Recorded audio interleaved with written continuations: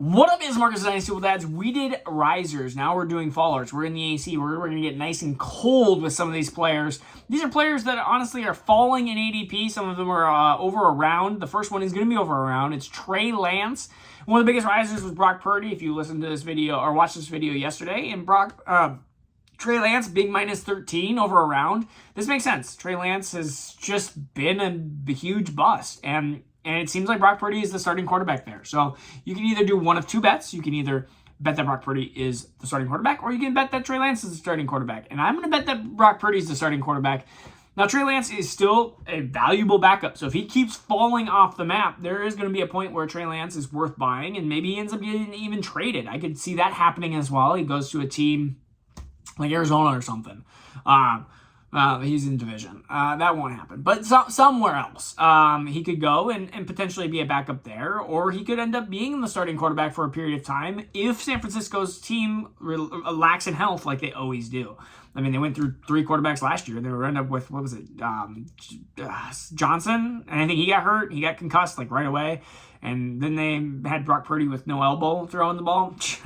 Running backs, we're going to go through a lot. And I'm actually, to make this video nice and a little bit shorter here, I'm actually going to kind of clump them together, because really it's Dalvin Cook minus 4.8, Kareem Hunt minus 3.9, Zeke minus 3.6. What do they all have in common? They don't have a team. And so when you start getting almost into this panic mode of like, they don't have a team, they don't have a team. Oh, they're visiting a team, then they don't have a team. I just think they're falling because they're free agents. You get this big FA next to you, and it just doesn't look as great. And so the last one of this bunch is Chase Brown, and he's minus 4.4. And I think, honestly, the biggest thing for Chase Brown is that Joe Mixon is actually starting. Or Joe Mixon has actually, he's like there, and he's ready to go. And I think a lot of people thought maybe Joe Mixon was going to get cut. Maybe he was going to get traded. And so Chase Brown could have been the potential starter here, or potential fill-in here for a period of time. And that doesn't seem to be the case. And so that's why he is one of the biggest fallers. And so, again, this is only going to be a couple-minute video here, but we have wide receivers. We have some of the biggest, one of the biggest risers was Paris Campbell. We have the biggest fallers, Jalen Hyatt, minus 2 rounds, 25.2. We have Wan'Dale Robinson, minus 18.8. If I were to pick one of the receivers for the Giants, I actually think I would pick Wan'Dale Robinson. Yes, knee injury. But Wan'Dale Robinson, talent-wise, I mean, you look at Jalen Hyatt. He's the deep threat. He's the go guy. And so maybe he fills into that Darius Slayton role. But Wan'Dale Robinson was really starting to get his own. He was starting to be an accomplished wide receiver for a hot minute there, a hot second there. Really flash in the pan and then gone. And so we hope he can recover from his knee injury. He's a very gadgety wide receiver. I almost convert him I almost talked to him about, he's kind of a Percy Harvin-ish. Very light Percy Harvin. But he is a very gadgety, can line up all over different places. And I really like his talent-wise. Now, again, does that translate into fantasy? Sometimes that doesn't. And that's the biggest issue with Wan'Dale Robinson is, would you rather have 4 catches for 23 yards, or would you rather have 1 catch for 65 yards and a touchdown? It's like, I'd rather have 1 catch for 65 yards and a touchdown. It's just, then you get the next week and you have nothing. And that's Jalen Hyatt to a T. I mean, you've seen him score, 4 touchdowns against Alabama? Something like that, 4, 5, 3, something crazy. And then the last one is Chase Claypool, down 11.4.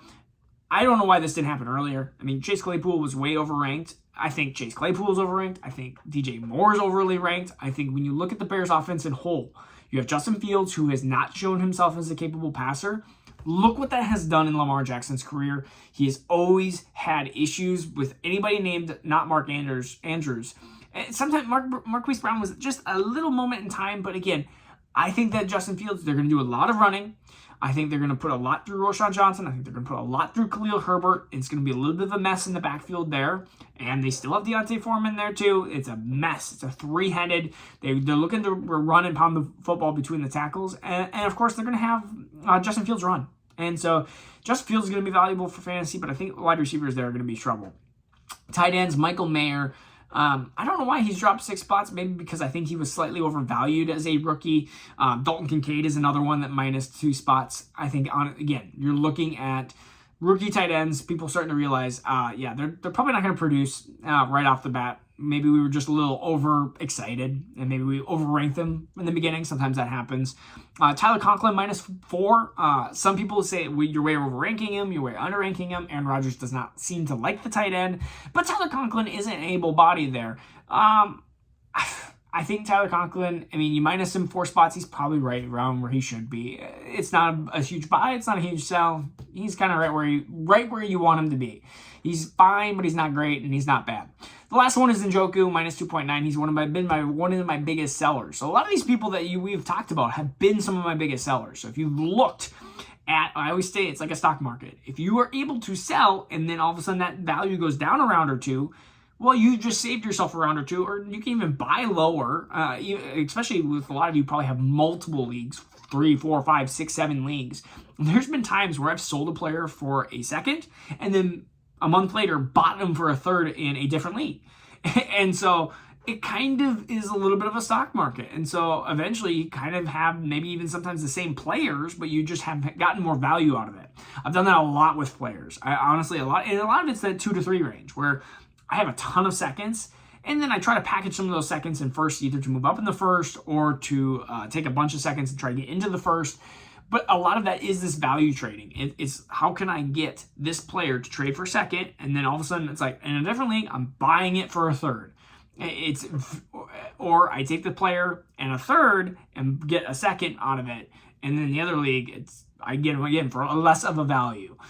So those are always things that I have done, and I suggest that you guys do that too, especially because you are in a bunch of leagues. So and it's fun trading. All right, this is Marcus Nice with Dads. Peace out. Have a good weekend. Take care. We'll see you soon.